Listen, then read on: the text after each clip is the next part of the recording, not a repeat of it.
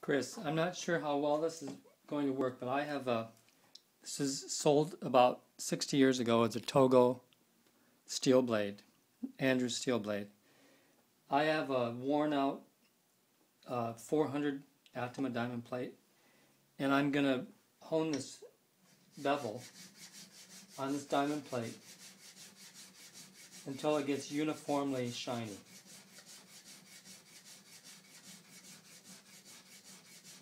I want a uniform scratch pattern on it.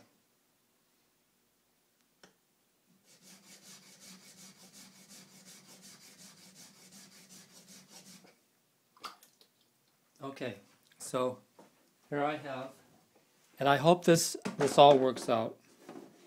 It's a little bit of an experiment, but okay, here's the blade, and here is the sheen off the blade.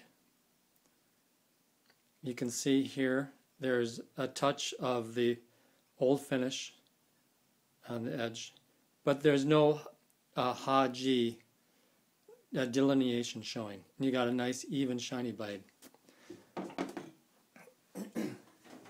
I'll set that aside, and I have here, this is a Nakayama, and it's a relatively shallow level stone, and I'm going to sharpen just half of the blade, which is the right half to me, and when you look at it in the camera, we're going to be looking at, it'll be on the left side of the camera. So I'm going to just work on just the right edge.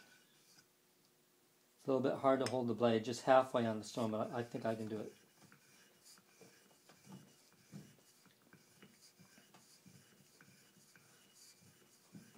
Okay, there's about 12 strokes. There's about 24, and these are approximately 3-inch strokes, 36 and 48. Okay, so let me rinse the blade off here. And here is the result. You can see a change in the contrast. This is the edge of the blade that I did the work on. You can see there's developing a contrast between the Ha and the G. That's with 48 strokes, about more or less the width of the blade. So let me put another 48 here.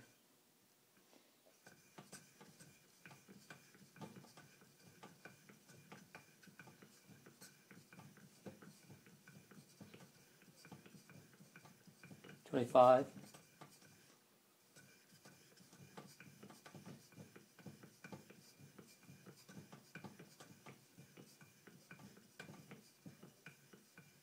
$7, $48, $9. Okay, that's $49. And just rinsed it off. Here's where the polish is developing so far. You can see there's something really happening on the edge here, and I look at sharpening as removing previous scratches, and this is the ability of that particular stone to do that. Okay, it's not a sharp blade yet, but it's halfway there.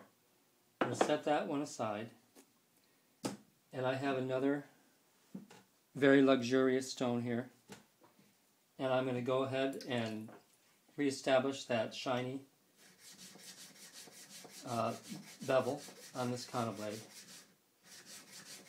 so it's uniform all the way across.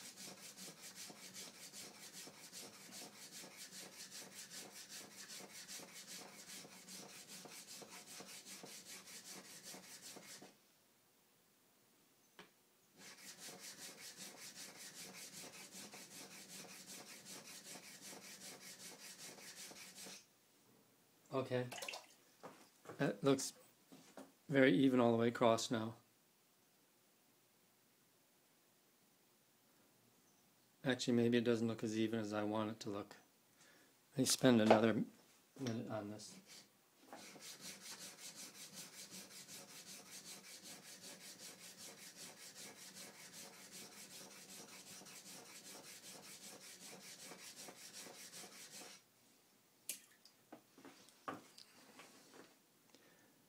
Okay, so now we have generally even, shiny. It looks like a mono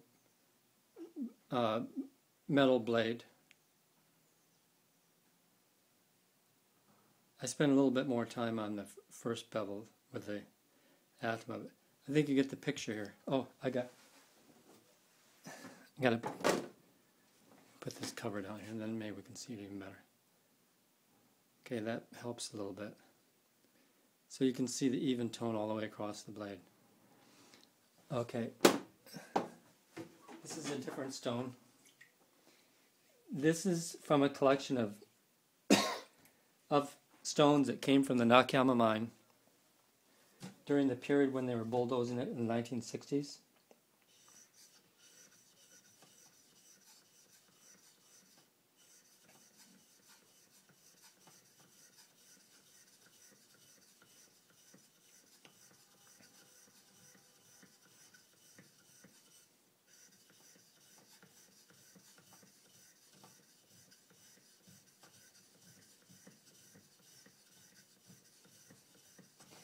This feels like a really good match, and I can see the swarf. With the other stone, it's a little darker stone, so the swarf wasn't so apparent. But here's the preliminary results from that stone. You can see probably, well, at least 50% of those atma scratches have been worn down. I mean, worn down halfway. They are still there, obviously, but you can see how the blade has changed just under that short period of time. These are tomae stones, and they are, you know, the common finishing stone in Japan for most tools.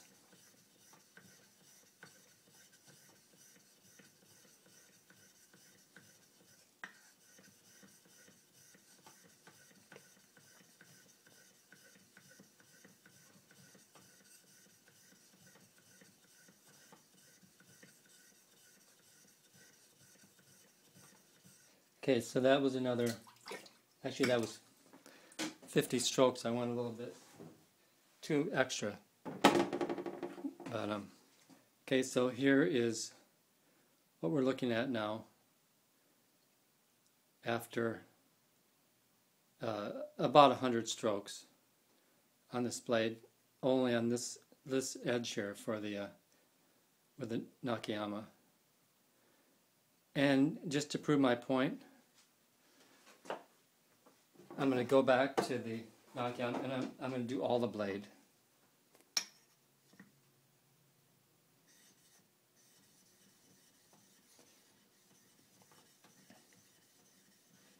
This stone, you could very easily hone up 80 millimeter, or probably even 120 millimeter kanna blade on it if you wanted to. Although the stone self-slurries, it is still rich in silica. It's just the binder hasn't been compressed underneath the whole mountain. These lighter colored or colored stones were from the upper reaches of the mine system towards the top of the mountain. So they didn't have the whole mountain pressing down on the stone or all. And also it's from one of the shallower tomae layers. So they're real easy to work with. Guys at the Kezurokai, they use spray bottles a lot. Okay, well that was quite a few strokes. Let me rinse off the blade. And with my limited skills, here's the blade as it's starting to transform. Now I know you're testing out Suita stones, but you also have a few tomae stones that I sent you. I didn't do the burr or anything here, so or the back of the blade. all this work is done on the omote side. So there you can see a nice contrast because I took all those implements out of the background. So like I said, this is a Togo blade. This is the registration number that the blacksmith used. So I've got 10 minutes on this video. I'm going to end it now. And maybe I'll make another one after this.